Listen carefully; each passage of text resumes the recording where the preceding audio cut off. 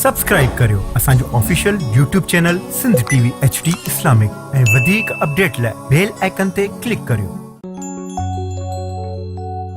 सलाम रमज़ान रमज़ान रमज़ान, सलाम रमज़ान रमज़ान रमज़ान, सलाम रमज़ान रमज़ान रमज़ान, सलाम रमज़ान रमज़ान रमज़ान।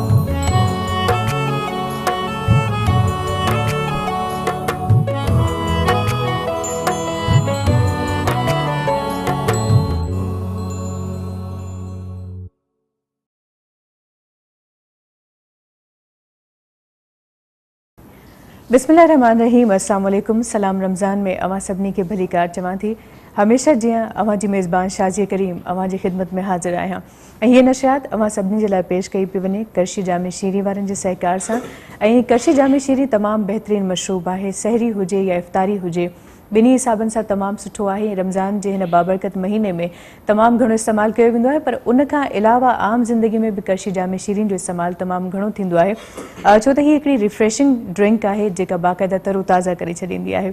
उन खां पोइ टेलीनॉर 4G वारनि जे सहकार जा तमामु घणा थोराइता आहियूं ऐं इंटरनेट खां बिना अॼुकल्ह ज़िंदगी अणपूरी आहे ऐं इंटरनेट जो अॼुकल्ह तमामु सुठो पॉज़िटिव यूज़ बि थिए पियो, पर जेकॾहिं स्पीड सुठी न आहे त पोइ उहा इंटरनेट सफ़ा ईअं बेज़ार करे छॾींदी आहे। तव्हां इस्तेमालु करे सघो था Telenor 4G। Waqar builders and developers Hyderabad वारनि जे सहकार जा तमामु घणा थोराइता आहियूं। जेकॾहिं सुठी प्राइम लोकेशन हैदराबाद ते अव्हांखे घरु खपे थो, को फ्लैट खपे थो, त मुनासिब रक़म ऐं मुनासिब किस्तुनि ते अव्हां हासिल करे सघो था। त थोराइता आहियूं वकार बिल्डर्स एंड डेवलपर्स वारनि जा। उन खां पोइ सहकार ऐं नशियात खे अॻिते वधाइण में हासिल आहे सुरहाण प्रीमियम गोल्डस। तमामु बहितरीनु चांहि जी पती आहे ऐं सुरहाण वारनि जो चवणु आहे सिंध जो शान, सिंध जी सुरहाण ऐं नवां रिश्ता जोड़े थी। बिल्कुलु, छो त असांजी महिमान नवाज़ी माशाल्लाह एतिरी बहितरीनु हूंदी आहे, दुनिया में मशहूरु आहे, पर उन महिमान नवाज़ी में जेकॾहिं चांहि जो कोप अवां महिमान खे न पियारियो त माना का ख़िदमत न कई, भले हुन जे लाइ केॾा बि ताम पचाए, पर चांहि जे कोप जी हिकिड़ी पंहिंजी हैसियत आहे, ख़ासि करे पाकिस्तान जे अंदरि। ऐं चांहि जेकॾहिं ठाहूकी हुजे, कड़क हुजे, त पोइ अव्हां इंतिख़ाबु करे सघो था सुरहाण प्रीमियम गोल्ड डस्ट जो। उन खां पोइ रूह अफ़ज़ा वारनि जे सहकार जा तमामु घणा थोराइता आहियूं। रूह अफ़ज़ा जेको मशरूब आहे उहो तमामु बहितरीनु आहे, तमामु ज़ाइक़ेदार आहे ऐं ख़ालिस अज्जा सां तयारु कयो वियो आहे ऐं सिहत बख़्श शयूं उन में इस्तेमालु थियल आहिनि, केमिकल्स खां पाक आहे। उन खां पोइ ऑलपर्स क्रीम वारनि जे सहकार जा तमामु घणा थोराइता आहियूं। ऑलपर्स जे हवाले सां अव्हांखे ॿुधाईंदी हलां त ऑलपर्स डेयरी क्रीम हाणे ताज़े खीर मां हिकु त तयारु कई थी वञे ऐं उन खां पोइ नई पैकिंग में दस्तयाबु आहे। ऑलपर्स क्रीम घाटी ऐं मज़ेदार आहे, छाकाणि त उहा उन्हनि मेहनि ऐं गउनि जे खीर मां तयारु कई थी वञे जिन खे असां घर में पालींदा आहियूं ऐं जिन जी पालना घर में कई वेंदी आहे। ऑलपर्स क्रीम सुबुह जे नाश्ते में अव्हां इस्तेमालु करे सघो था। जॾहिं अव्हां सुबुह जो सहरी जे लाइ उथो था त लाज़िम आहे पराठे जो ई ट्रेंड आहे, चांहि ऐं पराठो, त अव्हां क्रीम जो इस्तेमालु करे सघो था। उन खां पोइ डबल रोटी ते अव्हां खाई सघो था, मेवनि सां गॾु मिलाए करे खाइणु चाहियो तॾहिं बि खाई सघो था, माखीअ सां गॾु त हिन जो ज़ाइक़ो अञा वधी वेंदो आहे। ऐं ऑलपर्स क्रीम तमामु बहितरीनु आहे जीअं त मां अव्हांखे चयो, ऐं मिठियुनि शइ में बि अव्हां इस्तेमालु करे सघो था, कस्टर्ड में इस्तेमालु करे सघो था, फ्रूट चाट जा शौक़ीन आहियो फ्रूट चाट में इस्तेमालु करे सघो था, ट्राइफल में इस्तेमालु करे सघो था। ऐं ईद अचण वारी आहे त ईद ते त मिठियूं शयूं असांजे घरनि में जाम पचंदियूं आहिनि, त उन्हनि मिठियुनि शयुनि में अव्हां इस्तेमालु करे सघो था ऑलपर्स। ऐं ऑलपर्स जी क्रीम तमामु बहितरीनु ऐं ताज़ा आहे। हिकु भेरो ॿीहर उन्हनि सभिनी सहकारी कंपनीज़ जी थोराइती आहियां जिन जो सहकार हिन नशियात खे अॻिते वधाइण में हासिलु आहे। ऐं अॼु जेका ॻाल्हि मां शेयर अव्हां सां करणु चाहियां पई उहा इहा आहे त अॼुकल्ह असां शो ऑफ तमामु घणो था कयूं हर लिहाज़ सां। हिन माहे मुक़दस में जेकॾहिं हिकिड़ी नंढड़ी नेकी बि असां कंदा आहियूं त उनजो जेको अजर आहे उहो असांखे 10 गुना मथे मिलंदो आहे ऐं उनजो सवाबु तमामु घणो हूंदो आहे। पर अलाए छो असां में ॾेखाव जी बीमारी थी वई आहे। जेकॾहिं 5 किलो अटो बि कंहिंखे ॾींदासीं त माना अॼोके दौर में थी वियो आहे नेकी कर फेसबुक पे डाल। ख़ुदारा जेके सफ़ेद पोश माण्हू आहिनि उन्हनि खे इहा शइ पसंदि न हूंदी आहे। 5 किलो सिर्फ़ु अटे जे लाइ अव्हां उन जूं सोशल मीडिया ते तस्वीरूं वायरल कयो था, माण्हुनि खे ॿुधायो था त मां इहे कमु कयो आहे। ऐं नेकीअ जे लाइ इहो फ़रमान आहे त हिकु हथ सां ॾियो त ॿिए हथ खे ख़बर बि न पए। ठीकु आहे, मञा थी त कमर्शियल दौरु आहे, काफ़ी अहिड़ियूं ऑर्गनाइज़ेशन्स आहिनि या काफ़ी अहिड़ा माण्हू आहिनि जेके मदद कंदा आहिनि त ॿियूं कंपनीज़, ॿिया माण्हू या ॿिया मुल्क उन्हनि जा सहकारी हूंदा आहिनि, पर हर शइ जो हिकिड़ो तरीक़ो हूंदो आहे, हर शइ जी हिकिड़ी फज़ीलत हूंदी आहे। जेकॾहिं उहे शयूं उन्हनि हदुनि ऐं उन्हनि दायरनि में रही करे कजनि त पोइ मालिक बि ख़ुशि थींदो। पर जेकॾहिं ईअं नथो थिए, सिर्फ़ु शौफ़ जे लाइ असां कंहिंजी दिलाज़ारी कयूं था, कंहिंजी दिलि रंजायूं था, त यकीन कयो उहा नेकी क़बूल कोन पवंदी। लतीफ़ साईं जो बैत आहे, शायरायत अघे त पा न त मणनि खे बि मोट। जेकॾहिं नेक नियतीअ सां ऐं साफ़ दिलि सां कंहिंखे असां 5 रुपया बि ॾियूं था या कंहिंखे असां हिकिड़ी थैली अटे जी बि ॾियूं था, अगणी हूंदी मालिक जे बारगाह में त उहा अघंदी। पर जेकॾहिं शौफ़ करे माण्हुनि खे ॾेखारे करे सिर्फ़ु पंहिंजो नालो चमकाइण जे लाइ कंहिंजी मदद कयूं था, त यकीन कयो अलाह साईं खे अहिड़ी नेकी न खपे। इबादत जे लाइ ऐं अलाह साईं जे ज़िक्र जे लाइ तमामु घणियूं मख़लूक़ात आहिनि, पर इंसानु अशरफ आहे, छो त अलाह साईं इंसान खे ॾाहप ॾिनी आहे ऐं अक़ुलु ॾिनो आहे, त उन अक़ुल जो ऐं उन शऊर जो सही इस्तेमालु कयो।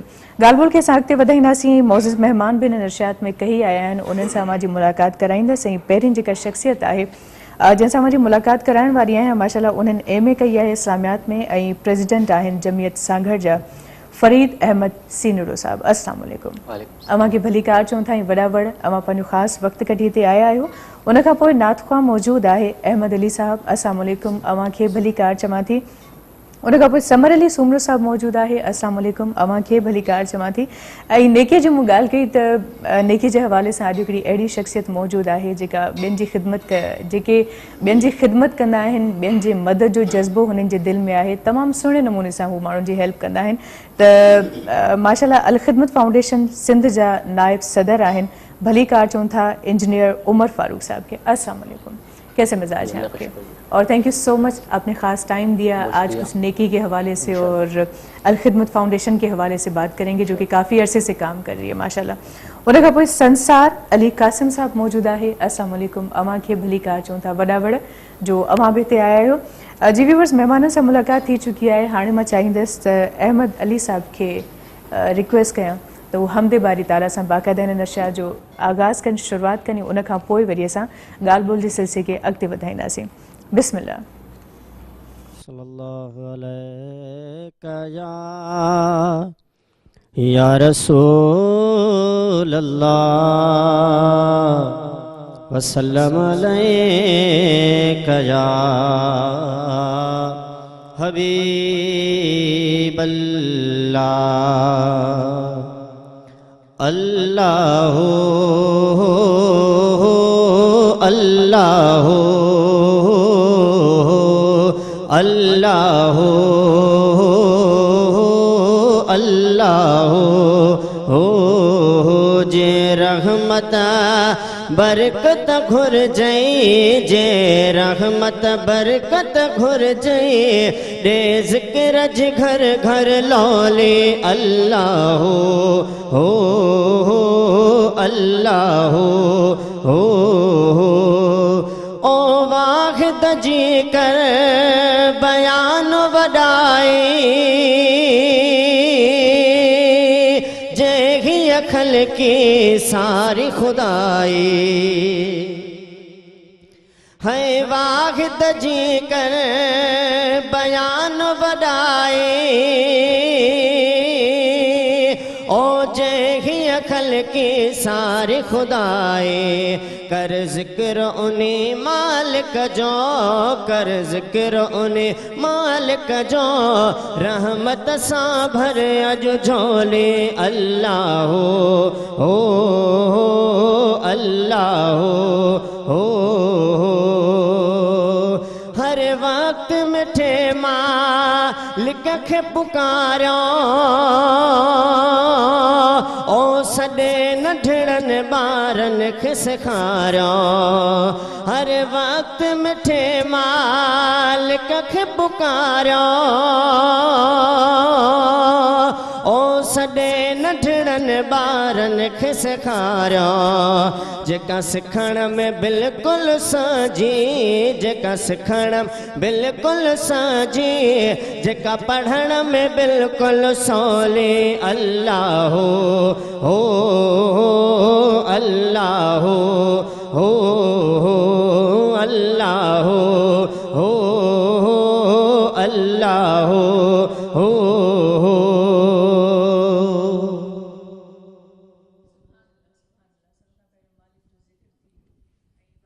ॿोली ॾाढी सुहिणी आहे, माशाल्लाह माशाल्लाह जी। ऐं उन खां पोइ इंजीनियर उमर फारूक साहब भी मौजूद आहे जिन जी वाबस्तगी आहे अल खिदमत फाउंडेशन सां, तो कुछ उन हवाले से उनसे कचहरी कंदासीं।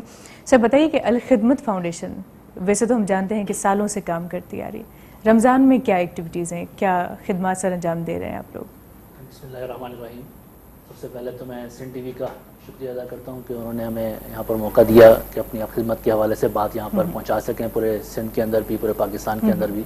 और हम जो काम कर रहे हैं खिदमत फाउंडेशन के तहत लोगों की खिदमत का, उसमें आज सिंध टीवी हमारे साथ शामिल हो गया है और आप भी सब यहाँ पे जो मौजूद हैं लोग उसमें हमारे साथ शामिल हो गए हैं। अल्लाह ताला सबको कबूल करे, आमीन। खिदमत फाउंडेशन बेसिकली 7 एरियाज़ में काम करती है जो पूरे लोगों के माशरे के अंदर जो मसाइल हैं, मुश्किलात हैं, उनको हल करने के लिए।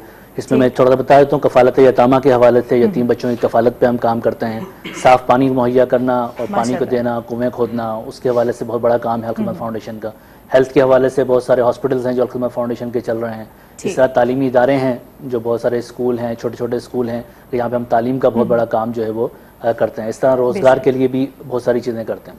रमज़ान के महीने के अंदर जो ख़ास हमारी एक्टिविटी रहती है वो कफ़ालत यतामा के हवाले से आती है, यतीम बच्चों की कफ़ालत के हवाले से, कि 15 रमज़ान को यतीमों का आलमी दिन भी है जो खिदमत फाउंडेशन के ही इनिशिएटिव पे पूरे दुनिया के अंदर जो है मनाया जा रहा है। और हमने ये कोशिश की पिछले 7-8 साल पहले कि पाकिस्तान के जो यतीम बच्चे हैं ये हमारे बच्चे हैं और पूरी पाकिस्तानी कौम मिलकर इनको ऑन कर ले। और ये अगर हम ऑन कर लें तो ये पाकिस्तान के अंदर और पूरी दुनिया के अंदर जो यतीम बच्चे हैं उनको हम अच्छे तरीके से आगे भी बढ़ा सकते हैं और उनको कारामत शहरी भी बना सकते हैं, मुल्क के लिए कारामत शहरी बना सकते हैं, मुल्क के लिए कारामत शहरी बना सकते हैं। इसलिए ये हम सब की जिम्मेदारी बनती है, स्टेट की भी जिम्मेदारी है और उसके साथ साथ हमारे हर मुसलमान की भी ये जिम्मेदारी है कि उसके करीब करीब जितने यतीम बच्चे हैं उनकी वो कफालत करें। इसके लिए हमारे मजहब ने भी, हमारे नबी करीम सल्लल्लाहु अलैहि वसल्लम ने भी इसकी बहुत बड़ी जो वो फजीलत बताई है। और अल्लाह के नबी करीम सल्लल्लाहु अलैहि वसल्लम ने फरमाया कि जो फर्द, जो मुसलमान एक यतीम बच्चे की कफालत करता है वो आखिरत वाले दिन मेरे साथ जन्नत में इस तरह होगा जिस तरह ये 2 उंगलियां एक साथ हैं। सुभान अल्लाह। और इसका मतलब ये है कि उस फर्द को जन्नत भी मिलेगी और वो अल्लाह के नबी करीम सल्लल्लाहु अलैहि वसल्लम की रफाकत भी उसको आखिरत वाले दिन मिलेगी। मतलब डबल फायदा है, डबल फायदा है। सबसे बड़ी फायदा है, ये सब कुछ ही है इसके अंदर। तो अल्लाह के नबी करीम सल्लल्लाहु अलैहि वसल्लम की इस हदीस के मुताबिक ही हमने इसका मोटिव भी रखा है कि कफालत यतीम से जन्नत का हुसूल भी और रफाकत रसूल भी सल्लल्लाहु अलैहि वसल्लम। तो इंशाल्लाह जो यतीम बच्चों की कफालत करने के लिए अपना हिस्सा डालता है और उनको यतीम बच्चों की कफालत करता है, अल्लाह के नबी करीम सल्लल्लाहु अलैहि वसल्लम ने उसको बशारत दी है इस दुनिया के ऊपर कि उसको अल्लाह ताला आखिरत वाला दिन जन्नत में दाखिल कर देगा। अल्लाह के नबी करीम सल्लल्लाहु अलैहि वसल्लम ने जब इस बात का ऐलान किया और ये बताया मस्जिद नबवी के अंदर, तो मुसलमान बैठे हुए थे जिनको ये बात का पता लगा, हमारी तरह जो सहाबा कराम वहाँ पर मौजूद थे, उन्होंने सुना तो वो सब ढूंढने लग गए कि हमारे करीब करीब कौन यतीम है जिसकी हम कफालत करें। और अपने अजीज़ो कारब के अंदर और मदीने के अंदर वो ढूंढने लगे और कि कोई यतीम बच्चा हमें मिल जाए जिसकी हम कफालत करें और हमें आखिरत वाले दिन जन्नत मिल जाए, क्योंकि अल्लाह के नबी करीम सल्लल्लाहु अलैहि वसल्लम ने कहा है कि जन्नत मिलेगी। तो 2 सहाबा का एक बच्ची के ऊपर झगड़ा हो गया कि ये मेरी ज़्यादा करीबी रिश्तेदार है, इसकी कफालत मैं करूँगा, और दूसरे सहाबी कहते थे कि इसकी कफालत मैं करूँगा। तो ये झगड़ा इस हद तक पहुँचा कि नबी करीम सल्लल्लाहु अलैहि वसल्लम का फैसला आया और नबी सल्लल्लाहु अलैहि वसल्लम ने एक सहाबी के हक़ में वो फैसला कर दिया। अच्छा। तो जिन सहाबी को वो बच्ची मिली, यतीम बच्ची, उन्होंने उसको अपने कंधे पे बिठाया और जब मस्जिद नबवी से निकले हैं तो ऐलान करते हुए जा रहे थे कि लोगों देखो मैं अपनी जन्नत लेकर जा रहा हूँ। यानी इस बात का यकीन था कि इस यतीम बच्चे की कफालत करूंगा तो मुझे जन्नत मिलेगी। मतलब एक बार नबी पाक सल्लल्लाहु अलैहि वसल्लम ने कह दिया तो कह दिया, मतलब कह दिया तो वो चीज आपको मिलनी है, जो होना ही है वो, ऐसा नहीं कि वो हो नहीं सकेगा।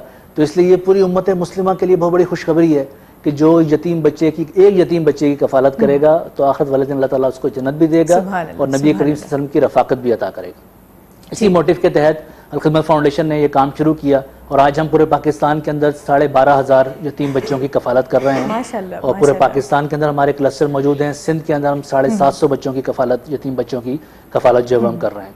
इन यतीम बच्चों की जो हम कफालत करते हैं ये अमूमन पहले समझा जाता था कि यतीम बच्चे हैं और उनको बस कुछ दे दिया जाए, अपनी जान छुड़वा ली जाए, मतलब 4 पैसे दे दिए जाए, उनकी कोई उस तरीके से नहीं थी। हमने इसका एक बनाया, पूरा सिस्टम बनाया है और हम उनकी तालीम के ऊपर ज्यादा खर्च करते हैं कि अगर हम उनको तालीम देंगे तो वो पाकिस्तान के कारामत शहरी बनेंगे। मतलब जितने भी अखराजात हैं वो अल खिदमत फाउंडेशन करती है। अल खिदमत फाउंडेशन ने 42,000 रुपए साल का एक यतीम बच्चे का खर्चा है, 3500 रुपए महीने का और 42,000 रुपए साल का। वो हम उसकी वालदा को देते हैं, जो यतीम बच्चा है इसका वालिद मौजूद नहीं है, उसकी वालदा को देते हैं ताकि वो अपने बच्चों को पाल भी सके और साथ में वो उनकी तालीम का भी अखराज। एक बच्चे की हम 3500 रुपए महीने की कफालत करते हैं जिससे उसकी तालीम के अखराजात पूरे होते हैं। और जो फर्द उसको डोनेट करता है اس کو ہم کہتے ہیں کہ وہ ایک بچے کو اون کر لے. اس کو پتہ ہوتا ہے کہ سندھ کے کون سے شہر کا, کون سے گاؤں کا کون سا بچہ جس کی میں کفالت کر رہا ہوں وہ کون سے اسکول میں پڑھتا ہے, اور اس کے 3 مہینے کے بعد اس کا جو رزلٹ آتا ہے, ایک طریقے سے ساری ڈیٹیلز آپ جو ہیں وہ مہیا ڈیٹیل انٹرنیٹ پہ موجود ہے, اور اس کو اس کا پاسورڈ دے دیا جاتا ہے. وہ جا کے اپنے بچے کی ماہانہ اور منتھلی جو ہے رپورٹ جو ہے وہ اس کو دیکھ سکتا ہے. یہ بڑی اچھی بات ہے کہ اس سے ٹرسٹ بھی بلڈ اپ ہوگا کہ جی اس کو پتہ ہوتا ہے کہ میں کس بچے, اس کی وابستگی بڑھتی ہے, پھر اس کو وہ اور زیادہ اون کرتا ہے اس بچے ورنہ کو. عموماً یہ بات بھی ہوتی ہے نا کہ میں نے تو خیرات یا صدقہ جو بھی تھا دے دیا, یا کسی کی کفالت اٹھا لی, ایک آرگنائزیشن کو دے دیا, اس کے بعد جانے کی, کیونکہ یہاں پر آپ جانتے ہیں کہ فیک تنظیمیں بہت بن گئی ہیں, تو وہ چیز دل میں ہوتی ہے کہ پتہ نہیں میرا پیسہ کہاں جائے گا, صحیح یوٹیلائز ہوگا نہیں ہوگا. تو یہ ایک اچھا عمل ہے کہ آپ نے بتا دیا کہ آپ کا پیسہ اس بچے پر خرچ, اس بچے پہ جا رہا ہے, وہ کون سے اسکول میں پڑھتا ہے یہ بھی اس کو پتہ ہوتا ہے, یعنی کہ یہ اسی اسکول کے اندر پڑھتا ہے, اس کلاس کے اندر پڑھتا ہے, یہ اس بچے کا نام ہے, ساری ڈیٹیل اس کے ساتھ ہم شیئر کرتے ہیں تاکہ یہ وابستگی بڑھتی ہے. اس نتیجے کے اندر لوگوں کا اور تاثر بڑھتا ہے, لوگوں کے اندر دل بھی اللہ تعالیٰ نرم کرتا ہے, وہ اور بھی اس سے زیادہ کر سکتے ہیں. یہ پاکستان کے اندر 42 لاکھ بچے جو ہیں وہ یتیم ہیں. پوری دنیا کے اندر کوئی 15 کروڑ بچے یتیم ہیں. یہ 42 لاکھ بچے جو پاکستان کے اندر ہے, یہ ہم سب کی ذمہ داری ہے, اور ہم سب نے اس کو اون کرنا ہے. الخدمت فاؤنڈیشن ایک ذریعہ بن رہی ہے اس ان لوگوں کے درمیان کے یتیم بچوں اور جو اس کی کفالت کرنا چاہتے ہیں ان کے درمیان. تو جو الخدمت فاؤنڈیشن یہ کام کر رہی ہے, اس کے اندر جتنے لوگ اس کے اندر شامل ہوتے ہیں, ہم یتیم بچوں کی کفالت کرنے کے نتیجے میں ان کو جو ہے وہ فائدہ پہنچاتے ہیں. ٹھیک. اچھا, یہ تو بات ہو گئی کہ آپ اگر جن کی والدہ حیات ہیں, آپ سارا اماؤنٹ جو ہوتا ہے 3500 روپے وہ اس ماں کو دیتے ہیں. اسٹریٹ چلڈرن بھی تو یقیناً انہیں یتیم بچوں میں آتے ہیں, تو ان کے لیے کوئی انیشیٹو, کوئی ایسا اسٹیپ آپ لوگ لے رہے ہیں؟ 2 پروگرام ہیں. ایک آرفن کیئر کا فیملی سپورٹ پروگرام ہے جس کے اندر اس کی والدہ حیات ہے, والد موجود نہیں ہے تو ہم اس کی والدہ, لیکن اسٹریٹ چلڈرن کا تو کوئی نہیں ہوتا کچھ, جس کی والدہ بھی نہیں ہے والد بھی نہیں ہے. تو ہمارے معاشرے کے اندر ویسے ایک اچھا یہ رجحان ہے کہ جس کے دونوں نہیں ہوتے تو اس کے چچا, خالو, تایا, پھپھی اور یہ مختلف جو ہمارے رشتے ہیں یہ لوگ اس کی کفالت کر رہے ہوتے ہیں, لیکن وہ بیچارے غریب ہوتے ہیں, وہ بھی اس کے اوپر بوجھ ہی بن رہا ہوتا ہے. ہم ان کو سپورٹ کر رہے ہوتے ہیں کہ وہ اس بچے کی کفالت کریں, کیونکہ اگر کہیں اور رکھ کے اس یتیم بچے کی کفالت کی جائے تو اس کو شاید وہ کوئی محبت نہ دے سکے جو اس کا چچا دے دے گا, اس کے ماموں دے دے گا, اس کی خالہ دے دے گی. اس لیے ہم ان کو سپورٹ کرتے ہیں کہ وہ اس کی جو ہے وہ کفالت کریں. اچھا, جن کے یہ بھی موجود نہیں ہے تو ہمارا آغوش جو دوسرا پروجیکٹ ہے وہ آغوش کا ہے, جو ہمارے پورے پاکستان کے اندر 12 آغوش کام کر رہے ہیں اور 4 جو ہے وہ انڈر کنسٹرکشن ہے, جس کے اندر ہم یتیم بچوں کو لے کر آتے ہیں, ان کے میلز کا, ان کی اسکولنگ کا اور ان کی رہائش کا ہم وہاں پر انتظام کرتے ہیں. اور پاکستان کے اسٹیٹ آف دی آرٹ جو سب سے بہترین بورڈنگ اسکول ہیں وہ فیسلٹیز ہم یتیم بچوں کو وہاں پر دے رہے ہیں. یہ اس وقت پاکستان کے 12 سینٹرز ہمارے چل رہے ہیں جن کے اندر یتیم بچے موجود ہیں. ہمارے سندھ کے اندر 3 آغوش جو ہے زیر تعمیر ہیں, ایک کراچی کے اندر, ایک مٹیاری حالہ کے اندر بالکل مین ہائی وے کے اوپر جو ہے وہ زیر تعمیر ہے, اور تیسرا جو ہے وہ کشمور کے اندر. مطلب ابھی تک کراچی یا مطلب آپریشن میں نہیں ہے, انڈر کنسٹرکشن ہے. یہ انشاءاللہ 1 سال کے اندر جو ہے وہ آپریشن کے اندر آ جائیں گے. کراچی والا تو آ جائے گا, اب اس کے بعد پھر مٹیاری والا ہے, اور اس کے بعد پھر کشمور والا جو ہے وہ انشاءاللہ آ جائے گا. تو اس لیے جو یتیم بچے جو اس کو اب اسٹریٹ چائلڈس کہتے ہیں اور ان کا کوئی بھی نہیں ہوتا ہے, ان کو ہم ان یتیم بچوں کو وہاں پر لے کر آتے ہیں اور اس کے نتیجے کے اندر ان کو ہم پالتے ہیں اور چیزیں ان کو وہاں پر مہیا کرتے ہیں. ٹھیک, بڑا اچھا اور بڑا نیک کام ہے. وہی میں نے بات کہی کہ ایک ہاتھ سے 2 دوسرے کو پتہ بھی نہ چلے. ذریعہ آپ بن رہے ہیں, مدد آپ کی لوگ کر رہے ہیں, اور اس طرح سے آپ ملک کے مستقبل کو بچا رہے ہیں. کیونکہ آپ لوگ یہ کام نہیں کریں گے تو لازم سی بات ہے کہ وہی بچے آگے جا کے کرمنلز بن سکتے ہیں, آگے جا کے کوئی غلط کام کر سکتے ہیں, اسٹیٹ کے لیے خطرہ بن سکتے ہیں. تو ان کی تعلیم و تربیت بہت ضروری ہے. تو یقیناً میں تو کہوں گی کہ بڑا خوبصورت عمل ہے, بڑا اچھا عمل ہے کہ آپ لوگ اتنی خدمت کر رہے ہیں. اور لوگوں سے بھی یہی کہوں گی کہ مدد کیا کیجیے. مدد جو کو جذبو ہے وہ تمام سٹھو ہے. ایسا جی مدد نہ کنदासीं تو पोइ मदद केरु कंदो. सो अलख़िदमत जी बि मां मदद करे सघो था. ऐं सभ खां वॾी जेका सुठी ॻाल्हि ॻाल्हियुनि में ख़बर पइजी वई त अव्हांखे ख़बर हूंदी त अव्हां कंहिंजी मदद कयो था. अव्हांखे हिन ॻाल्हि जो अंदाज़ो हूंदो त अव्हां जंहिं ॿार जी किफ़ालत कयो था त उनखे आया उहे शयूं मिलनि बि थियूं या नथियूं मिलनि. तव्हांखे सॼी मालूमात हूंदी आहे. मुंहिंजे ख़्याल में इहो हिकिड़ो बहितरीनु ज़रियो आहे त इहो डाउट न रहंदो दिलि में त हाणे मां जेको अमाउंट ॾिनो आहे या जेको पैसो मां हर महीने या हर साल ॾियां पियो उहो मुंहिंजो काॾे पियो वञे. तो मुझे ख्याल में ये तमाम सुठो इनिशिएटिव है.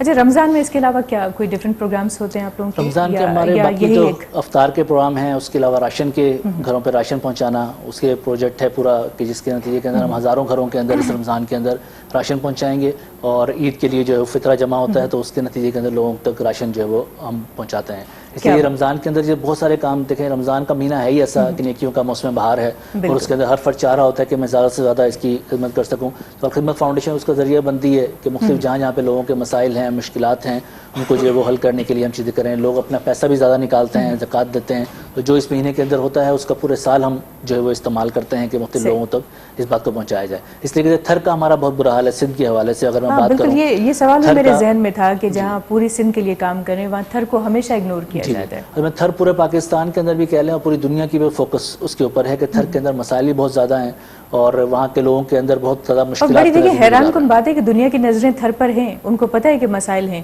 لیکن ابھی تک کوئی عمل یا کوئی ایسا کام سامنے نہیں آیا کہ آپ لوگوں نے تھر کے لیے کچھ کیا ہے، ایون اسٹیٹ نے. بالکل. اور میں تھر کا جو ایشو ہے وہاں پہ یہ ہے کہ پہلے سے تو بہت بہتری آئی ہے، لیکن بھارت میڈیا نے اس کا بہت بڑا کردار ہے کہ اس نے اس کو اجاگر کیا ہے اور وہاں کے لوگوں کے حالات جو بہتر ہوئے ہیں. اور تھر کا جو ایک بہت بڑا مسئلہ تھا وہ یہ تھا کہ بچوں کی اموات کا بہت بڑا مسئلہ ہے. جو ماں جو ہے وہ صحت مند نہیں ہوتی ہے، جس کی وجہ سے بچہ صحت مند نہیں ہوتا اور اس کی وجہ سے اس بچے کی جو ہے وہ موت ہو جاتی ہے. تو ماں کے نیوٹریشن کو پورا کرنے کے لیے ہم نے پورا ایک تھر کمپلیکس وہاں پہ بنایا ہے جو بہت بڑا ہاسپٹل ہے، اور آغا خان کی فیسلٹیز جو ہیں وہ ہم وہاں پر وہاں پہ بچوں کو اور ان کی ماؤں کو جو ہے وہاں پر دے رہے ہیں. پچھلے سال ہم نے 70,000 لوگوں کا وہاں پہ فری علاج کیا ہے. وہاں پہ کوئی کیش کاؤنٹر نہیں ہے، بالکل فری علاج جو ہے وہ تھر پارکر کے لوگوں کے لیے ہم نے وہاں پہ تھر کمپلیکس کے اندر جو ہے وہ مہیا کیا ہے. اس لیے وہاں پہ جو جتنے بھی قریب کے لوگ ہیں، گاؤں سے لوگ ہیں وہاں پہ، وہ سب لوگ وہاں پر آتے ہیں. اور جتنی بھی اموات وہاں پر ہیں، ہمارے وہاں پر ابھی تک بالکل بھی اموات وہاں پر موجود نہیں ہے، کیونکہ ہم بچے کو بعد میں بھی اپنے پاس رکھتے ہیں اس کی نیوٹریشن پوری کرنے کے لیے، اس کی باقی چیزیں پوری کرنے کے لیے. تو یہ بہت بڑا کمپلیکس ہم نے وہاں پہ بنایا ہے مٹھی شہر کے اندر کہ جہاں پہ تھر کے بچوں کو جگہ. اس کے علاوہ جو ہے وہ تھر کے اندر کچھ 1700 کنویں ہم نے کھودے ہیں جہاں پہ پانی کی ضروریات جو ہے وہ لوگوں کی پوری ہو سکیں. اسی لیے باقی جو ہمارے پروجیکٹس ہیں جیسے چونرا اسکول کے نام سے، یعنی کہ اگر آپ تھر کے اندر جائیں تو چونرا کے نام سے ان کا ایک رہائش ہوتی ہے جس کو چونرا کہتے ہیں. چونرا ٹھیک ہے، جھونپڑی آپ اس کو کہہ لیں، تو وہ خود وہاں پہ بناتے ہیں. تو ہم نے ایک کنسیپٹ دیا 96 کے اندر نعمت اللہ خان صاحب نے کہ چونرا اسکول وہاں پر بنائے جائیں. وہ چونرا جو ان کا موجود ہوتا ہے اس کے اندر ہی ہم اسکول قائم کر دیتے ہیں. اور وہاں پہ گاؤں کے اندر جو لوگ جو اچھے بچے ہوتے ہیں جو پوزیشن حاصل کرتے ہیں ان کو ہم لے کر آتے ہیں مٹھی شہر کے اندر. وہاں پہ ہم نے ہاسٹل بنایا ہوا ہے، اسکول بنایا ہے، کالج بنایا ہے، اور وہاں پر ان کو رکھتے ہیں اور وہاں کے بچے پھر آگے بڑھ کے جو مہران یونیورسٹی سے اب وزٹ کرنا پڑے گا، کیونکہ 2011 یا 10 کے درمیان جب میں گئی تھی تو مجھے ایسا کچھ نہیں دکھا تھا. بہرحال تھینک یو سو مچ کہ آپ یہاں پر آئے. کیا ہے کہ کام کاج انسان کی زندگی میں ہوتے ہیں اور آپ کو کہیں جانا بھی تھا، تو بہت شکریہ کہ آپ نے خاص وقت دیا. لیکن ناز شریف ہم سنیں گے سمر صاحب سے، اور سن کے اس کے بعد پھر اجازت آپ سے لیں گے. سمر علی سمرو صاحب، بسم اللہ.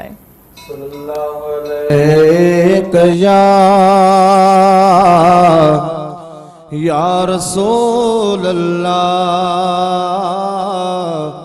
وسلم علیک یا حبیب اللہ. मां कसम ते चवां थो त काइनात न थे हा. मां कसम ते चवां थो त काइनात न थे हा. ज़ाहिर जे नबी पाक संदी ज़ात न थे हा. ज़ाहिर जे नबी पाक संदी ज़ात न थे हा. अग अग में इन्हई ज़ात कयो आहे ज़हूरो. खल क्यो आ खुदा पोइ खणी खेल समूरो. खल क्यो आ खुदा पोइ खणी खेल समूरो. दुनिया में कहीं शय जी शुरूआत न थे हा. ज़ाहिर जे नबी पाक संदी ज़ात न थे हा. मां कसम ते चवां थो त काइनात न थे हा. ज़ाहिर जे नबी पाक संदी ज़ात न थे हा. ओस जुताब जी सूरत न वठी सुख न मने हा. ओ भर खन उभरे हन ओ लहदे वने हा ओ भर खन उभरे हन ओ लहदे वने हा दुनिया में ॾिसूं हा न कॾहिं रात न थे हा ज़ाहिर जिन बि पाक संदी ज़ात न थे हा ज़ाहिर जिन बि पाक संदी ज़ात न थे हा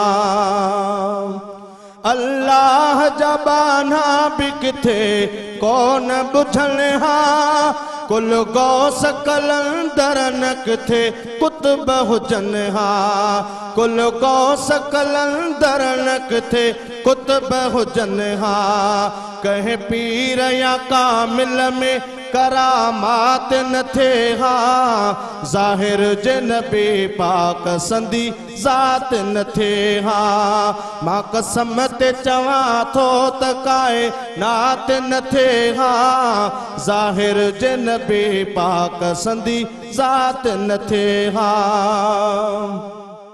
ओ हर शेर लिखण जी या शुरू आत पढ़ण जी मखणे जे मथां ख़ासि तर नात पढ़ण जे मखणे जे मथां ख़ासि तर नात पढ़ण जे अल्लाह जे तरफ़ां ई इनायात न थे हा ज़ाहिर जिन बि पाक संदी ज़ात न थे हा मां कसम ते चवां थो त काइनात न थे हा ज़ाहिर जिन बि पाक संदी ज़ात न थे हा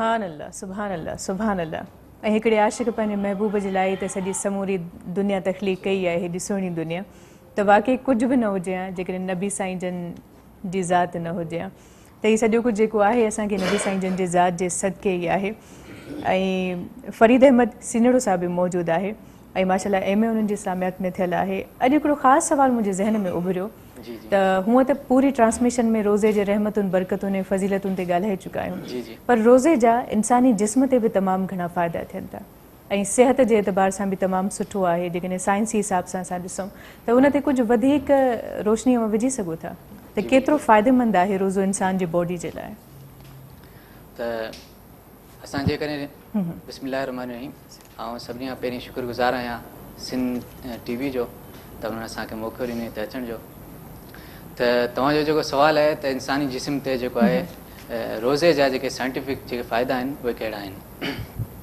त ॾिसो जेकॾहिं मशीन जेको आहे सॼो ॾींहुं हले थी त उनखे ज़ाहिरी ॻाल्हि आहे कॾहिं न कॾहिं आराम जी ज़रूरत पए थी बिल्कुलु ऐं जंहिं उनखे आराम नथो मिले त उहा ख़राबु मतिलबु बीह रहंदी आहे या ख़राबु थी वेंदी आहे जी बिल्कुलु त रोज़ो जेको आहे उहो ईअं आहे त असांजे पेट खे ऐं मैदे खे सुकून थो मिले ऐं इन दौरान जेको आहे असांजो यानी की पूरो जिस्म फ्रेश थो थी वञे रोज़े जे करे ऐं इन खां अलावा हिकु हवालो ॾींदुसि डॉक्टर वासिर शाकिर जेको हिकिड़ो यानी की नेरो सर्जन आहे ऐं दुनिया जो मञियल डॉक्टर आहे बल्कि दुनिया जे जेके 10 वॾा डॉक्टर आहिनि उन मां हिकु आहे जी त उन्हनि जो चवणो आहे त जेको रोज़ो आहे उन जे करे इंसान जूं इलाही घणियूं उन ॿुधायो त 100 खां वधीक जेके बीमारियूं आहिनि उहे ख़तमु थियूं थी वञनि पाणे पंहिंजो मौत पाणे थी मरी वञनि तव्हां ॾिसो त रोज़े जा जेके फ़ाइदा आहिनि उहे जिस्मानी सिहत जे हिसाब सां ऐं दिमाग़ी हिसाब सां हर हिसाब सां तमामु वधीक आहिनि ठीकु वधीक इन मौज़ू खे असां अॻिते वधायूं था त वधीक कहिड़ा फ़ाइदा आहिनि पर व्यूवर्स वक़्तु आहे हिते साईअ जो ऐं हीअ नशा तव्हां सभिनी जे लाइ पेश कई पई वञे करशी जामे शीनी वारनि जे ताउन सां Telenor 4G Waqar builders developers Hyderabad सुरहान प्रीमियम गोल्डस रूह अफ़ज़ा और ऑल पर स्क्रीन वाले के सहकार से सर अगेन आपका बहुत शुक्रिया कि आप यहाँ पर आए व्यूवर्स वक्त है साई जो मिलो था मुख्तसर साई का सलाम रमज़ान रमज़ान रमज़ान सलाम रमज़ान रमज़ान रमज़ान सलाम रमज़ान रमज़ान रमज़ान सलाम Ramzan Ramzan Ramzan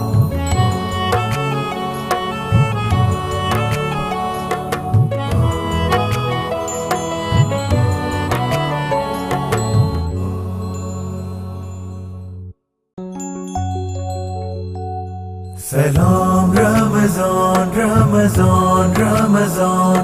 Salam Ramazan, Ramazan, Ramazan. Salam Ramazan, Ramazan, Ramazan. Salam Ramazan, Ramazan, Ramazan.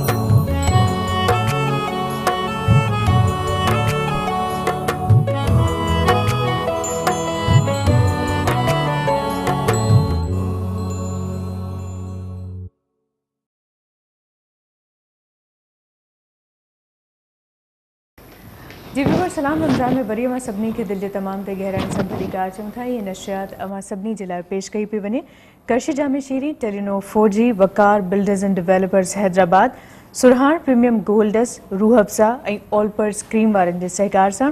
ऐं सहकार महिमाननि जो बि हूंदो आहे। हिकु नए महिमान असांखे जॉइन कयो आहे, उन्हनि खे भली कार चवंदासीं। माशाल्लाह नातख़्वा आहिनि अमजद अली साहब। अस्सलाम वालेकुम। अवां खे भली कार चऊं था। वॾा वॾा मुंहिंजा अवां ख़ासि वक़्तु कढी हिते आया आहियो। ऐं साईं ते वञण खां पहिरियों असांजी कचहरी जंहिं मौज़ू ते हले पई उनखे असां अॻिते वधाईंदासीं, पर हिते बालिकड़ो मौजूदु आहे संसार अली कासिम साहब। त उन्हनि जे मिठड़े आवाज़ में पहिरियों को ज़िक्र थी वञे, उनखां पोइ वरी ॻाल्हि ॿोल खे वधायूं था अॻिते। बिस्मिल्लाह। सल्लल्लाहु अलैका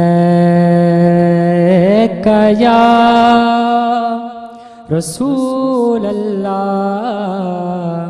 वसल्लम अलैका या हबीब अल्लाह।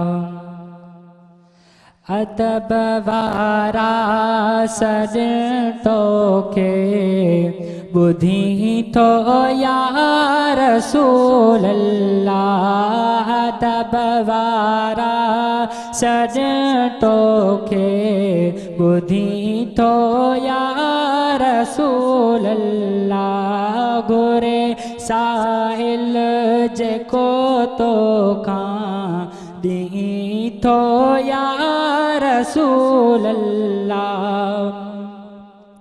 जकी गैबी खजाना है डिठा जेकी बेकना है। जकी गैबी खजाना है डिठा जेकी बेकना है। तुझे हथ में सभैया है, तुझे हथ में सभैया है।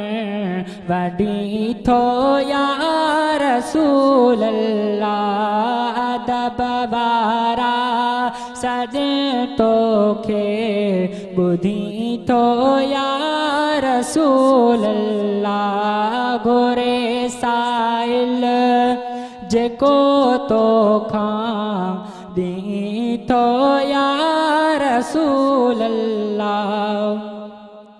खुदा अमीन कयो तोखे सभिन के साईं वंडे तूं ॾे। खुदा अमीन कयो तोखे सभिन के साईं वंडे तूं ॾे। काइन दुश्मन बेथा तुंहिंजो, काइन दुश्मन बेथा तुंहिंजो। ॾिसां थो या रसूल अल्लाह। दब वारा सॾ तोखे ॿुधी थो या रसूल अल्लाह। घुरे साइल जेको तोखां दी तो या रसूल अल्लाह। इहो मिस्कीन मंगे तो आ सदन गोलन जो गोलो आ।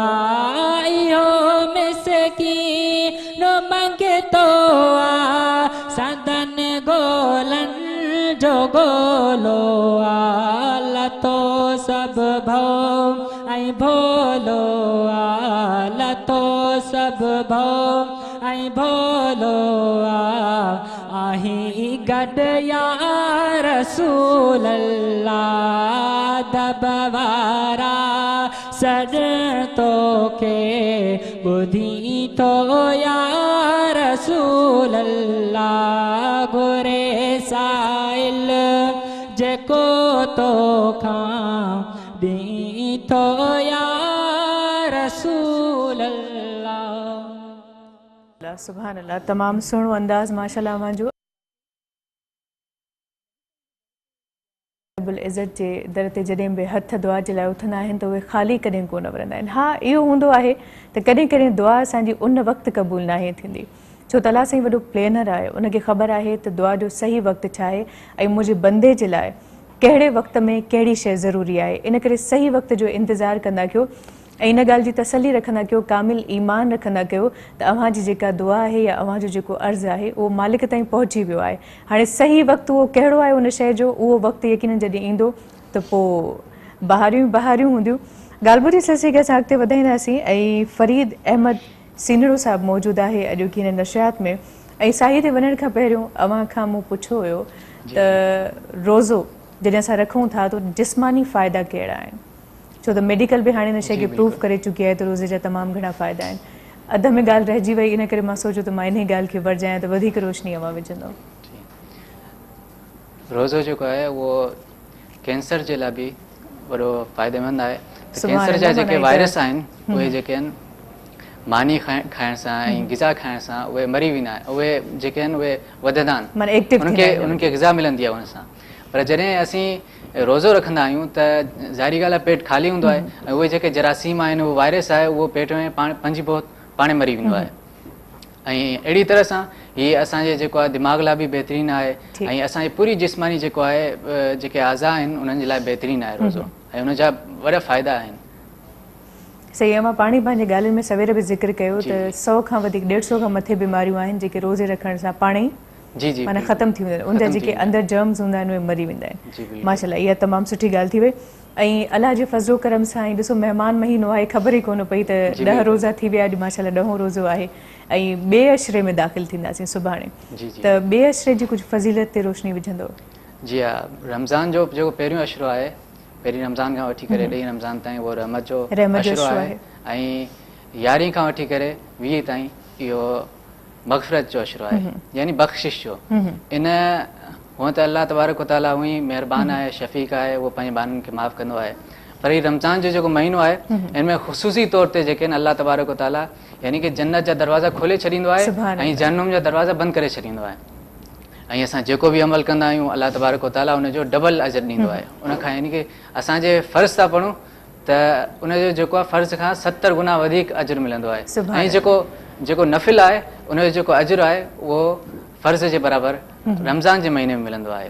त मग़फ़िरत जो महीनो आहे त इन अशरे में मग़फ़िरत जो अशरो आहे, त मग़फ़िरत जे अशरे में अल्लाह तबारक व तआला खां जीअं असां पंहिंजी झोली फैलाए करे असां पंहिंजे गुनाहनि खे साम्हूं रखी करे असीं जे तौबा कयूं ऐं पंहिंजे गुनाहनि खां पछतायूं त अल्लाह तबारक व तआला यकीनन महिरबान आहे, असांखे माफ़ करे छॾींदो। सही, हिन महीने में त गुनाह कबीरा सगीरा सभु अलाह साईं मुआफ़ कंदो आहे। जेकॾहिं रोज़ो रखी ऐं अलाह जे हुज़ूर माण्हू बारगाह में पेश थी वञे त अलाह साईं असां गुनाह कया आहिनि, गुनाहगार बंदा आहियूं, हाणे तूं ई मालिक आहे, महिरबान आहीं, माफ़ करे छॾ। त बाक़ी जेको मथियों अशरो आहे जेको इनशाअल्लाह मग़रिब खां पोइ वरी ॿिए अशरे में दाख़िल थी वेंदासीं इनशाअल्लाह, ऐं तमामु सुहिणे नमूने साईं जन उनजी फज़ीलत बि बयानु कई। अच्छा, रमज़ान जे स्टार्ट खां ई तरावी जो सिलसिलो शुरू थी वेंदो आहे, त तरावी जी छा अहमियत आहे ऐं कहिड़ी फज़ीलत आहे या छा हिन जो अजर कहिड़ो थो मिले इंसान खे, छो त अलाह साईं हिन महीने में हर नंढड़े अमल जो बि को न को अजर इंसान जे लाइ रखियो आहे। जी बिल्कुलु बिल्कुलु। त रमज़ान जे महीने में जेको तरावीह जी अहमियत आहे, जीअं त मूं तव्हांखे ॿुधायो त नफ़िल जो जेको आहे अजर आहे उहो 70 गुना वधीक वधी वेंदो आहे। त तरावीह जेके आहिनि उहे नफ़िल आहिनि ऐं 20 जी तादाद में जेकॾहिं असीं तरावीह पढ़ूं था त इन सां अंदाज़ो हणो त उन तरावीह जो जेको अजर आहे उहो केतिरो वधीक थो थी वञे ऐं केतिरो वधी थो वञे। त तरावीह जेके आहिनि उहे मतिलबु त उनजो बेशक पंहिंजी जॻह ते अजर आहे ऐं क़यामुल लैल, छो त हीउ क़ुर जेको आहे ऐं हीउ महीनो जेको आहे क़ुर जो बि आहे, त असीं इमाम जे पुठियां बीह करे पहिरीं रमज़ान खां वठी करे 29 रमज़ान ताईं असीं पूरो क़ुर ॿुधंदा आहियूं, यानी कि अलहमद खां वठी करे सूरे नाज़ ताईं सॼो क़ुर ॿुधंदा आहियूं। त यकीनन क़ुर खे ॿुधण जो बि हिकिड़ो वॾो अजर आहे ऐं क़ुर खे पढ़ण जो वॾो अजर आहे। त असीं जेको बीह करे इहो अल्लाह तबारक व तआला जे साम्हूं हथ वधी करे जॾहिं बीहंदा आहियूं त यकीनन अल्लाह तबारक व तआला इन मग़फ़िरत ऐं बख़्शिश वारे महीने में असांजे सभिनी गुनाहनि खे माफ़ करे छॾे। सही, तमामु सुठी मां ॻाल्हि की वधीक ॻाल्हि ॿोल खे असां अॻिते वधाईंदासीं। अमजद अली साहब असांखे जॉइन कयो हुन नशियात में, त उन जे मिठड़े आवाज़ में बि भला कुझु ज़िक्र थी वञे। बिस्मिल्लाह।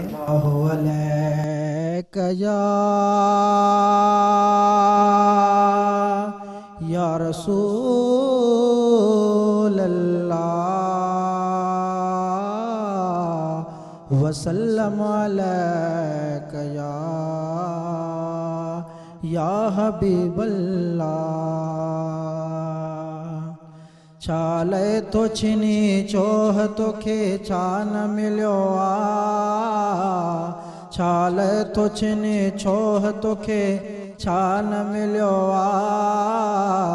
अल्लाह जे महबूब जहिड़ो जवान मिलियो आ। छाले तो छिनी चोह तोखे छा न मिलियो आ। अल्लाह जे महबूब जहिड़ो जवान मिलियो आ। अल्लाह जे महबूब जहिड़ो जवान मिलियो आ। खाई भी तो खौसी भी ख़ुदा अकुल खसियो थई, कॾहिं बेहबीबन मां कहिड़ो हर्ज रसियो थई। खाई भी तो खौसी भी ख़ुदा अकुल खसियो थई, कॾहिं बेहबीबन मां कहिड़ो हर्ज रसियो थई। कॾहिं बेहबीबन मां कहिड़ो हर्ज रसियो थई। कंहिंखे बिन तिर जेतिरो नुक़सान मिलियो आ,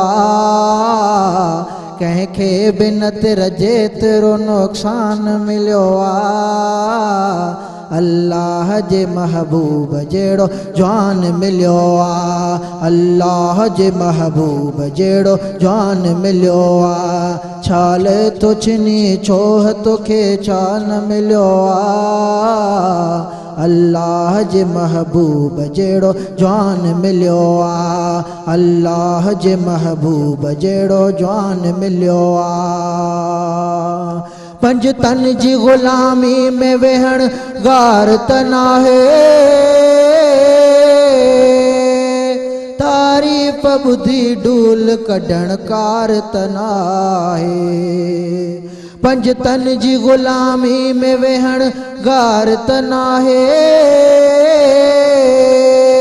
तारीफ़ ॿुधी डूल कढण कार त नाहे। तारीफ़ ॿुधी डूल कढण कार त नाहे। ॾिसो कंहिंजे मुआबे, ॾिसो कंहिंजे मुआबे में ही क़ुरान मिलियो आ। ॾिसो कंहिंजे मुआबे में ही क़ुरान मिलियो आ। अल्लाह जे महबूब जहिड़ो जवान मिलियो आ। अल्लाह जे महबूब जहिड़ो जवान मिलियो आ। छाल तो छिने छोह तोखे छा न मिलियो आ। छाल तो छिने छोह तोखे छा न मिलियो आ। अल्लाह जे महबूब जहिड़ो जवान मिलियो आ। अल्लाह जे महबूब जहिड़ो जवान मिलियो आ। सुभान अल्लाह, तमामु सुहिणो अंदाज़, तमामु सुहिणो ख़्यालु। पर मां काफ़ी ॾींहंनि खां इहा ॻाल्हि सोचां पई त शुरूआत में ई करे छॾियां, पर छा कजे कॾहिं कॾहिं वरी मौक़ो कोन मिलंदो आहे। त ख़ुदा र कंहिं बि गाने जे तिर्ज़ ते को नातिया कलाम या को हमदिया कलाम न पढ़ंदा कयो, छो त इंसान जे ज़हन ते शैतान हमेशह हावी हूंदो आहे। जॾहिं असां उहो कलाम पिया ॿुधंदा आहियूं त ज़हन में काथे न काथे उहा तिर्ज़ पई फिरंदी आहे, उहे मंज़र पिया फिरंदा आहिनि। त बहितर आहे त मालिक जो कलाम पाक कलाम आहे, त उनखे ओड़े सुहिणे नमूने सां ऐं ओतिरी सादगीअ सां, ओतिरी मोहबत सां पेश कयो वञे। सो बहरहाल हाणे ट्रेंड आहे, इन ट्रेंड खे ख़तमु करणु यकीनन थोरो मुश्किल मरहलो आहे, पर कोशिशि कजे त असां ख़तमु करे सघूं था। ऐं मालिक जो ज़िक्र भले ॾिसो कहिड़े बि अंदाज़ में कयो, सिर्फ़ु नियत सची हुजणु खपे ऐं नेक नियतीअ सां साफ़ दिलि सां ज़िक्र कंदा कयो। अल्लाह जे बारगाह में इंशाअल्लाह क़बूल पवंदो। सो बहरहाल अवां जी तमामु सुठी कोशिशि ऐं तमामु सुहिणा बोल हुया माशाअल्लाह। ऐं तव्हांजो अंदाज़े बयां बि सुभान अल्लाह।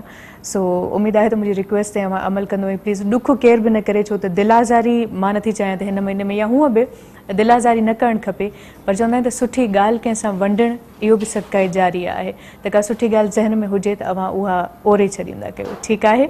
ऐं वरी माज़रत तव्हां सभिनी खां ॻाल्हि ॿोल खे असां अॻिते वधाईंदासीं ऐं ॿिए शइ जी फज़ीलत जे हवाले सां ॻाल्हि ॿोल थी वई, तरावी जी फज़ीलत जे हवाले सां, पर हिन माह मुक़दस में तमामु ख़ासि ॾींहं बि आहिनि, त कुझु ख़ासि ॾींहंनि ते रोशनी विझंदो फ़रीद अहमद साहिब जी क़ुरान पाक जो नुज़ूल हिन महीने में, उनखे अलावा बि ताक़रातियूं आहिनि, माना वॾी फज़ीलत आहे। जी बिल्कुलु बिल्कुलु, रमज़ान जो महीनो जेको आहे इनकलाबी महीनो आहे ऐं वॾो बरकतुनि भरियो महीनो आहे। हिन में जेको वॾा तब्दीली वारा जेके आहिनि वाक़ियात थिया आहिनि, त हींअर चूंकि 10 रमज़ान आहे त 10 रमज़ान जे हवाले सां ॻाल्हाईंदासीं त हिन 10 रमज़ान जे महीने में ॾींहं ते जी जी बिल्कुलु जी बिल्कुलु 10 रमज़ान जे ॾींहं ते हीअ जेको सिंध आहे उहो फतह थियो ऐं सिंध जे ज़रिए इस्लाम जेको आहे हिन पूरे बरे सग़ीर में फैलियो, बाबुल इस्लाम। जी जी बाबुल इस्लाम, तंहिं करे यानी इस्लाम जो दरवाज़ो सिंध खे बाबुल इस्लाम इन करे ई चयो वेंदो आहे त पहिरियों जेको मुस्लमान आहे उहो सिंध में थियो ऐं पोइ उनखां पोइ अॻिते ॿियनि इलाइक़नि में इस्लाम फैलियो। त हीअ रमज़ान जो महीनो जेको आहे हिन में 17 साल जो नौजवान मोहम्मद बिन कासिम रहमतुल्लाह अलैह उहो इराक़ खां हिजाज़ खां सफ़र करे अचनि था ऐं हिकु न्याणी जी पुकार ते जेका राजा ॾाहिर जे यानी की क़ैद में हूंदी आहे उन जी पुकार ते उहो हेतिरो वॾो सफ़र करे, हाणे 17 साल जे जेको नौजवान आहे असीं जे हींअर हुनजे यानी की बिल्कुलु त सोचूं था त उहो 17 साल जो नौजवान छा परेशान न थियो हूंदो त हिकु पराए इलाइक़े में ऐं वञी रहियो आहे ऐं ज़ाहिरी ॻाल्हि आहे उते कंहिं फंक्शन में कोन पियो वञे बल्कि उते लड़ाई आहे ऐं उते जंग आहे ऐं जिहाद आहे ऐं उन जे लाइ वञी रहियो आहे। त यकीनन इहो जेको आहे मोहम्मद बिन कासिम रहमतुल्लाह अलैह उहो असांजे लाइ हिकु आइडियल बि आहे त असीं हुनखे आइडियल सम्झूं ऐं 17 साल जी जीअं मतिलबु 17 साल जी उमिरि जा जेके नौजवान आहिनि उन्हनि जे लाइ मोहम्मद बिन कासिम यानी की हिकु बहितरीनु आइडियल आहिनि। असां उन्हनि खे ॾिसूं त उन्हनि केतिरो वॾो अज़ीम मक़सदु जे लाइ हिते केॾे वॾे अज़ीम मक़सद लाइ हिते सिंध में आया ऐं उहो पूरो कयूं ऐं असीं बि यानी की उन्हनि खे यानी की उन्हनि जी पैरवी कयूं ऐं उन ते हली करे असां बि। ऐं हिन माह मुक़दस में ॿिया बि ख़ासि ॾींहं आहिनि, 27 रमज़ान असां बिल्कुलु फरामोश नथा करे सघूं, क़ुरान पाक जो नुज़ूल ऐं जंहिं ते दीन मुकमल थिए थो ऐं इंसान खे हिकिड़ी सिधी वाट मिले थी, सिधो गस मिले थो। ऐं इन हवाले सां छो त अॼु हूअं त ॻाल्हाइण जो मूंखे अमूमन घटि ई मिलंदो आहे, पर अॼु दिलि चए पियो त कुझु ॻाल्हियूं अव्हां सां ओरजनि ऐं ख़ासि करे क़ुरान पाक जे हवाले सां हिकिड़ी ॻाल्हि चवणु चाहींदुसि। ॾिसो दुनियावी तालीम बेशक ज़रूरी आहे पर दीनी तालीम बि तमामु घणी ज़रूरी आहे, इन करे पंहिंजे ॿारनि खे क़ुरान पाक अव्हां ज़रूरु पढ़ाईंदा कयो ऐं ॿी ॻाल्हि आहे त तर्जुमे सां गॾु, छो त क़ुरान पाक खे सम्झणु तमामु घणो ज़रूरी आहे। बेशक इन ॻाल्हि खां इनकारी न आहियूं ऐं इन ॻाल्हि खां इनकार करे बि नथो सघिजे त क़ुरान पाक जो जेकॾहिं हिकिड़ो हुर्फ़ बि असां पढ़ूं था त उन जे बदिले में असांखे सवाबु मिले थो, पर जेकॾहिं तर्जुमे सां सम्झंदासीं त दीन इस्लाम जो सही जेको रूह आहे उन ताईं पहुचंदासीं, उन रूह खे सम्झी सघंदासीं ऐं ज़िंदगी कीअं गुज़ारणी आहे, ज़िंदगी जो फार्मूलो छा आहे, इहे समूरियूं शयूं क़ुरान पाक में वाज़े लिखियलु आहिनि। त अव्हांखे रिक्वेस्ट कंदमि त क़ुरान पाक जॾहिं पढ़ो तर्जुमो ज़रूरु पढ़ंदा कयो ऐं पंहिंजे ॿारनि सां मज़हबी मामलनि ते थोरी कचहरी कंदा कयो, ॾे वठि कंदा कयो ख़्यालनि जी, त ख़बर पए तव्हांजा ॿार दीनी पासे ॾे राग़िब आहिनि या न आहिनि। जेकॾहिं न आहिनि त इहो माउ पीउ जी ज़िम्मेदारी आहे त ॿार खे हुन पासे ॾे राग़िब कनि। बहरहाल हिन नशिया जो वक़्तु अॼु हिते ई ख़तमु थियो ऐं तमामु सुहिणी ऐं तमामु सुठी कचहरी अव्हां सां थी। उमेदु कयां थी तव्हांखे कचहरी तमामु घणी पसंदि आई हूंदी। फरीद साहब वरी महिरबानी, अव्हां पंहिंजो ख़ासि वक़्तु कढी हिते आयो। अहमद अली साहब अव्हां जी वॾी महिरबानी, समर अली साहब अव्हां जी वॾी महिरबानी ऐं संसार अव्हां जी वॾी महिरबानी ऐं अमजद अली साहब अव्हां जी वॾी महिरबानी। वॾा वॾा मां सभिनी जा जो ख़ासि वक़्तु कढी अव्हां हिते आयो। आख़िर में समर अली साहब अव्हां खां नातिया कलाम ॿुधंदासीं ऐं व्यूवर्स वेंदे वेंदे अव्हांखे ॿुधाईंदी वञा त हीअ नशियात अव्हां सभिनी जे लाइ पेश कई वई। Qarshi Jame Shirin, Telenor 4G, Waqar builders and developers Hyderabad, सुरहान premium gold dust, Rooh Afza ऐं ऑलपर्स क्रीम वारनि जे सहकार सां। इंशाअल्लाह हयाती बख़ैर, ज़िंदगी साथ नो, त सुभाणे अव्हां सभिनी सां वरी मुलाक़ात थींदी। तेसीं ताईं पंहिंजो तमामु घणो ख़्यालु रखिजो। अल्लाह हाफ़िज़। बिस्मिल्लाह।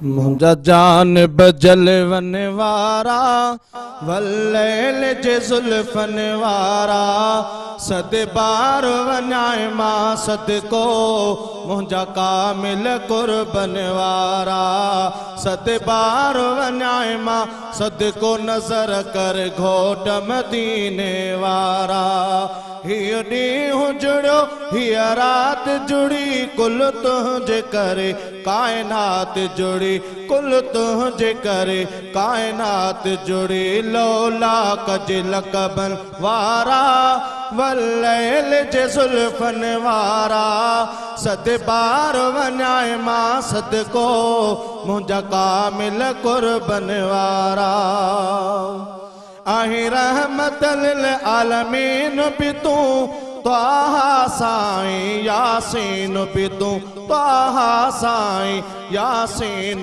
भी तूं ओ 99 नालन वारा वलैल जे ज़ुल्फ़न वारा सद बार वञाए मां सदको मुंहिंजा कामिल कुर्बन वारा तो अर्श अज़ीम घुमी आए रब रूबरू सुहिणा ॾिसी आए रब रूबरू राणा ॾिसी आए मुज़म्मिल जी चादर वारा वलैल जे ज़ुल्फ़न वारा सद बार वञाए मां सदको मुंहिंजा कामिल कुर्बन वारा है चवे अज़मी निर्मल नाव वठी हा तुंहिंजो वसीलो तमाम वठी हा तुंहिंजो वसीलो तमाम वठी खुश चाक थिया मर्ज़न वारा वलैल जे ज़ुल्फ़न वारा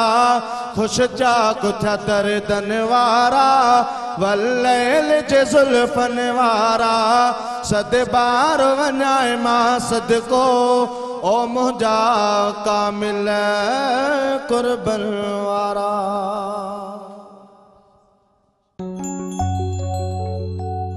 सलाम रमज़ान रमज़ान रमज़ान सलाम रमज़ान रमज़ान रमज़ान सलाम रमज़ान रमज़ान रमज़ान सलाम रमज़ान रमज़ान रमज़ान